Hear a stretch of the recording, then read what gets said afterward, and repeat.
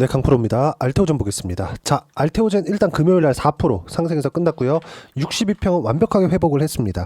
자, 근데 여기서 하나 봐야 될 게 있죠. 22평선이 밑으로 깨고 내려왔어요. 데드크로스가 나왔다는 건데 여기서 다시 돌려 세울 수 있는 그 시간까지는 약간의 조정이 들어온다. 근데 그 조정폭이 그렇게 크진 않을 거다. 그리고 그게 다음 주에 끝이 날 겁니다. 자, 이동평균선에 대해서 이야기를 드릴게요. 그리고 이동평균선에 대해서 이해를 시켜드리면서 제가 이렇게 하락하는 구간에서도 제 채널을 보시면 아실 겁니다. 알테오젠 관련돼서는 제가 꾸준하게 이야기를 드려왔어요. 절대 매도하지 말아라. 왜 그랬는지 제가 이야기를 드리도록 하겠습니다. 그리고 지금 미국 시장이 안정화되는 과정에서 가장 빠르게 반등 구간을 만들어냈죠. 왜 이런 상황이 나왔는지까지 이야기를 드릴게요. 자, 일단 이동평균선에 대한 이해. 자, 보세요. 이동평균선은 각 기간별로 거래됐었던 가격치의 평균 가격, 그쵸?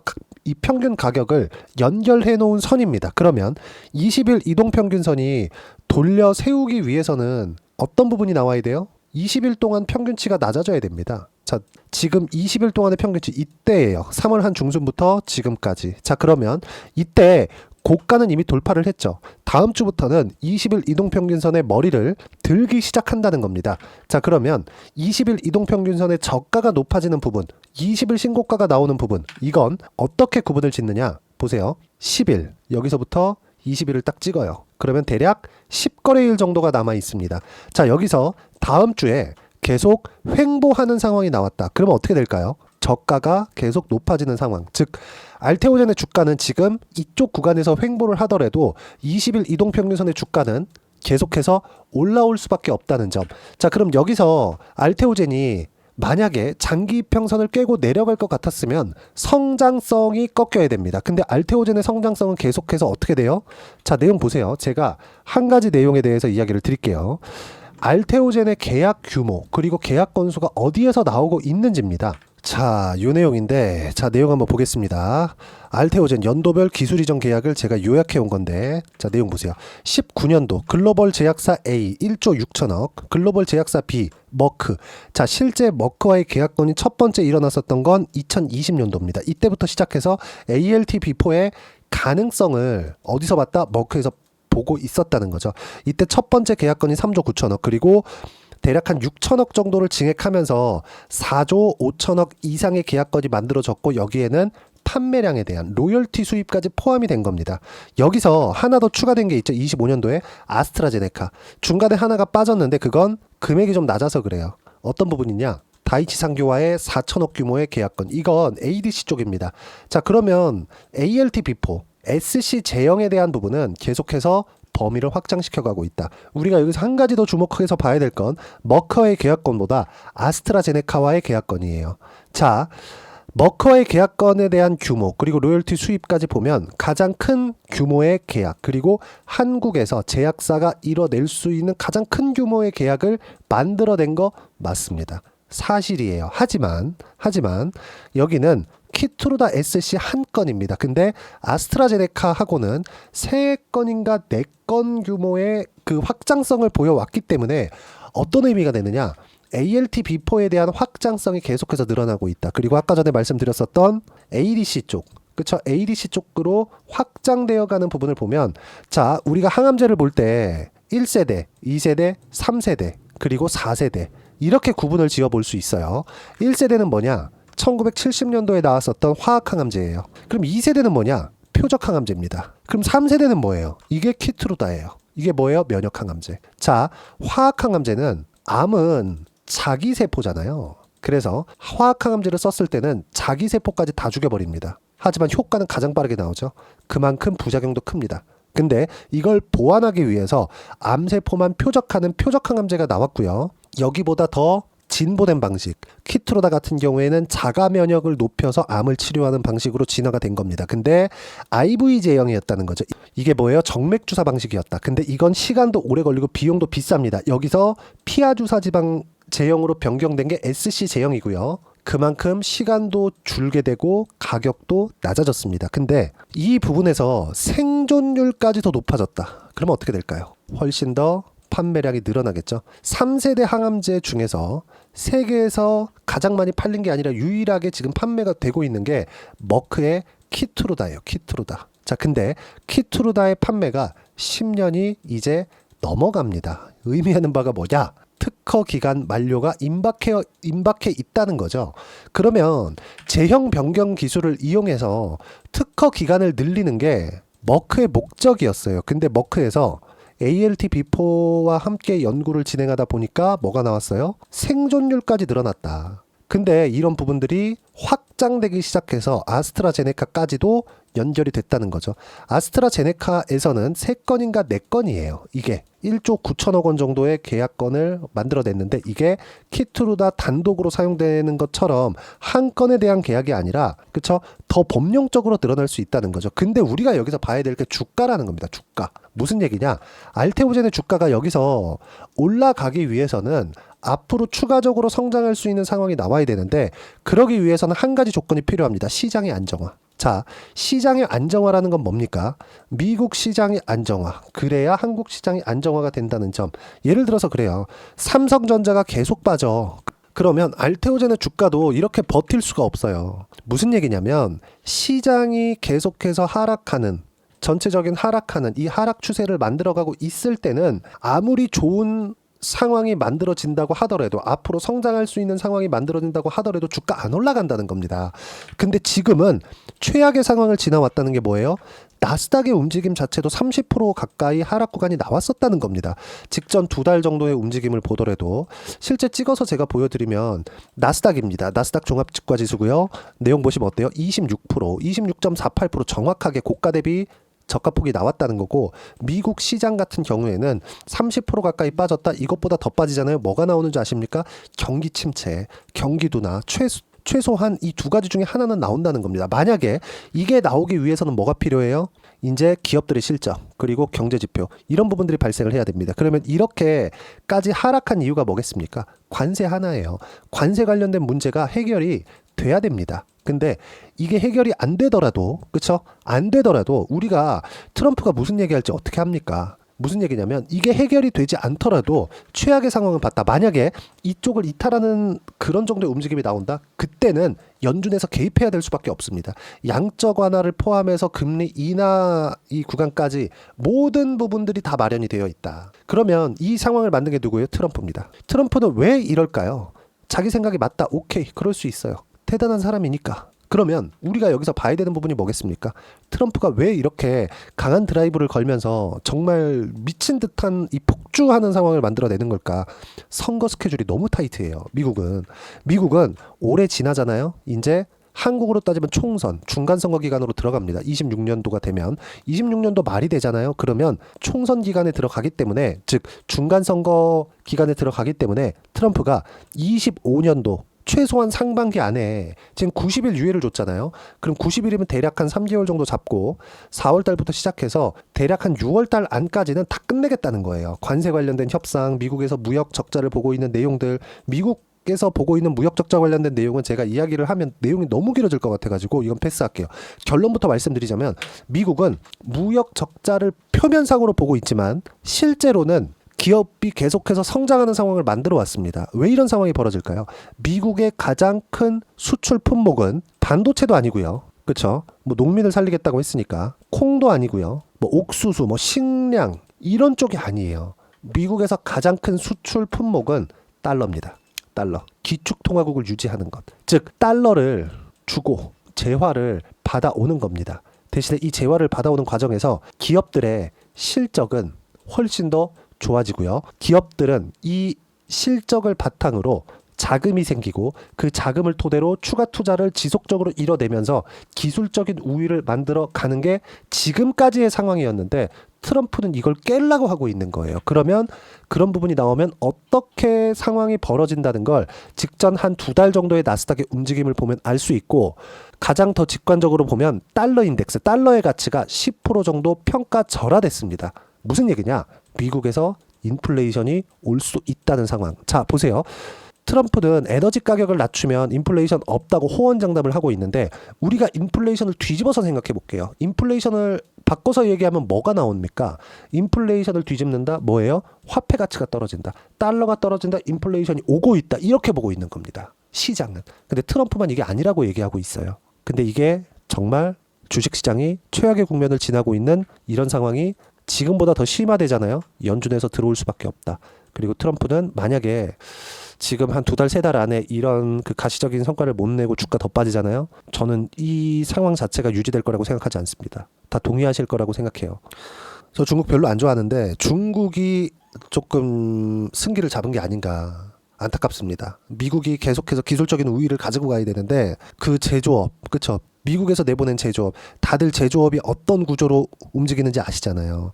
ALT 비포 제조를 직접 알테오젠에서 합니다. 근데 한다고 하더라도 ALT 비포를 제조하는 것, 그리고 자동차를 제조하는 것, 이게 같아요? 다릅니다. 기술 집약적인, 노동 집약적인 산업. 미국에서 지금 조선업이 뭐 망했다, 망해가고 있다, 이렇게 얘기가 계속 나오는 것도 마진율이 그렇게 크지 않아서예요. 현대차, 기아차 지금 판매량으로 봤을 때 어떻게 됩니까? 세계에서 한 손가락 안에 들어요. 한 손에 들 정도의 생산량이 많은 기업입니다. 현대차, 기아차 마진율 어떻습니까? 그냥 우리가 확인해 보면 되는 거잖아요. 그러니까 지금 트럼프는 잘못 생각해도 한참 잘못 생각하고 있는 거다. 자, 내용 보시면 현대차 같은 경우에 우리가 마진율이 어느 정도 나오는지 보자고요. 6%, 9%, 8%, 10%를 넘지 않아요. 아무리 호황을 가더라도 20%는 절대 못 넘는다는 게 그동안의 상황을 보면 알 수 있는 겁니다. 연간으로 보더라도, 그쵸? 현대차의 실적은 계속 좋아지죠. 2020년도에 매출 100조, 117조, 140조, 160조, 170조. 엄청난 매출 규모가 만들어지는데도 불구하고 어떻습니까? 영업이익률 2%, 5%, 6%, 9%, 8% 이런 상황이다. 앞으로 매출이 예상치예요. 180조, 180조, 190조, 27년까지 늘어난다고 하지만 마진율은 어때요? 7%대. 미국에서 제조업을 안 하는 이유가 있는 거죠. 기업들이 이 생산 설비를 갖추는 데까지도 현대차에서 최근에 미국에다 투자한다는 내용이 어느 정도까지인지 아시죠? 30조가 넘습니다. 이 돈을 투자하고 마진을 익어본다? 그쵸? 하지만 자동차는 계속해서 써야 되잖아요. 테슬라도 지금 마진율이 계속해서 낮아지고 있어요. 어쩔 수 없이 이 생산을 직접 하는, 그쵸? 싼 쪽을 찾아야 될 수밖에 없는 거고, 기술적인 우위를 가져가기 위해서 미국에서 기술적인 투자를 지속적으로 해야 될 수밖에 없다. 근데 지금 관세 정책을 이렇게 한다? 이거는 가능하다고 생각하지 않습니다. 제가 알테오젠을 이야기를 드리면서 왜 제조업, 관세까지 이야기를 드리느냐, 시장의 안정화가 필요하기 때문에 그런 거고, 이 내용에 대해서 우리는 봐야 되는 부분이 하나다. 시장이 어려울 때 가격대를 지키고 있는 종목군들만 추려서 우리가 봐야 되고, 알테오젠의 지금 상황은 어때요? 시장이 이렇게 어려운데도 불구하고 가격대를 지켜왔다는 점, 주도주가 되게 충분합니다. 그리고 이 내용에 대한 부분을 제가 여기 소통방에서 무료로 공유를 해드리고 있습니다. 자, 시장에 대한 판단이 되어야 가격을 잡아낼 수 있다는 점, 내용 보겠습니다. 코스피 코스닥 강세폭은 1% 이하로 적다. 강세 종목은 주도주 위주고, 두산에너빌리티 7%, 알테오젠 4%, 원전, 바이오, 방산, 조선. 조선과 방산은 일부 포함되는 부분이 있죠. 그쵸? 그러면 이 세 가지 업종 안에서 앞으로도 시장은 강세를 보일 수밖에 없다는 겁니다. 반도체는 관세 관련된 내용이 끝나야 상방으로 방향을 틀 수 있어요. 그때 가서 제가 소통방에서 이야기를 드릴 거고, 지금은 알테오젠을 포함해서 바이오 쪽에 집중을 해야 되고, 그런 부분을 어떻게 봐야 되는지, 이번 주 핵심 무조건 주도주만 하자. 주도주 타점은 공유할 때 하면 된다. 소통방에서 무료로 공유를 해드리고 있으니까 구독과 좋아요 눌러주시고요. 댓글 하나씩 달아주시고, 입장 링크를 받아보기 위해서 여기 010-8713-1916으로 구독이라고 문자 보내주시면 소통방 입장 링크 순차적으로 공유를 해드리도록 하겠습니다.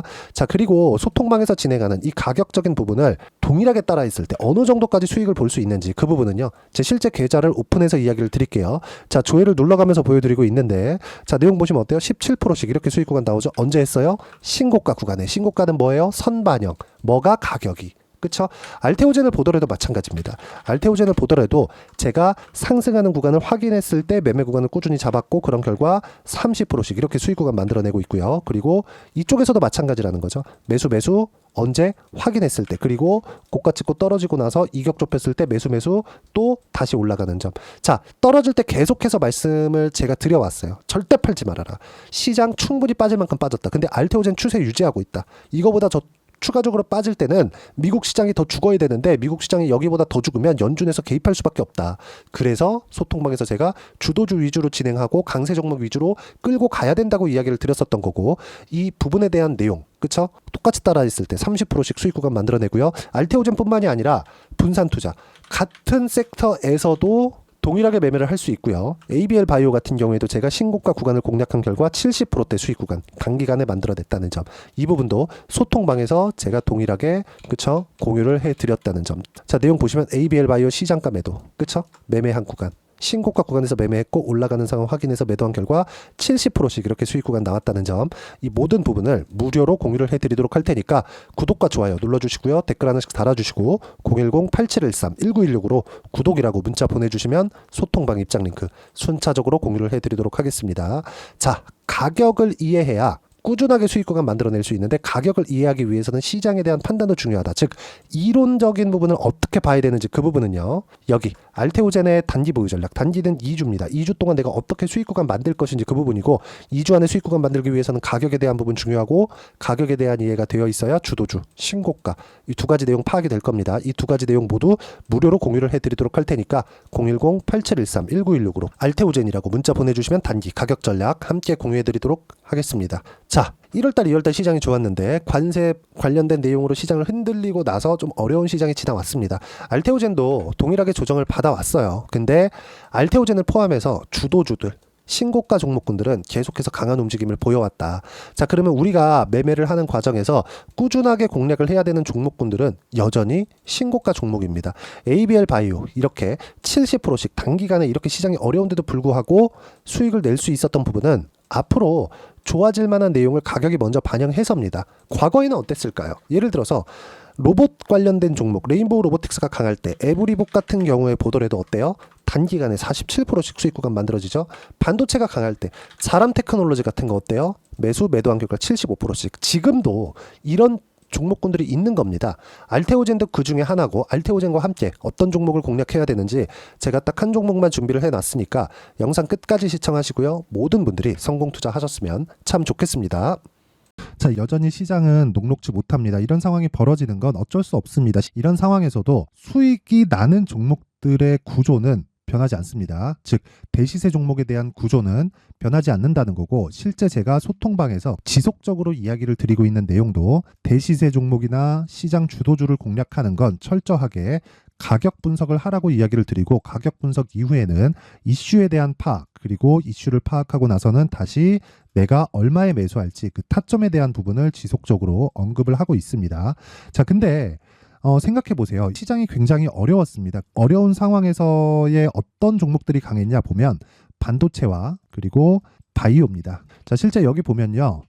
HLB에 제가 실제 매매한 내용을 띄워놓고 보여드리고 있는데, 1월 22일부터 매매를 시작해서 4일 동안 31%의 수익 마감이 됐고요. 그리고 여전히 신고가 종목입니다. 자, 그리고 그 다음 어보브 반도체, 이름을 보시다시피 반도체 종목이죠. 그리고 AI 반도체는 지속적으로 강세를 보이고 있습니다. 이 종목도 신고가를 먼저 달성한 이후에 제가 21%의 단기간에 21%의 큰 수익을 내고 마감이 됐습니다. 다시 재공략을 준비하고 있고, 이런 부분은 소통방에서 다 공유를 해드립니다. 자, 그리고 코세스, 자, 코세스 같은 종목도 당연히 그쵸 신고가 종목이고요. 그리고 반도체 종목입니다. 이 종목도 영업일 기준에서 이틀 동안 대략 한 15%의 수익 마감이 됐습니다.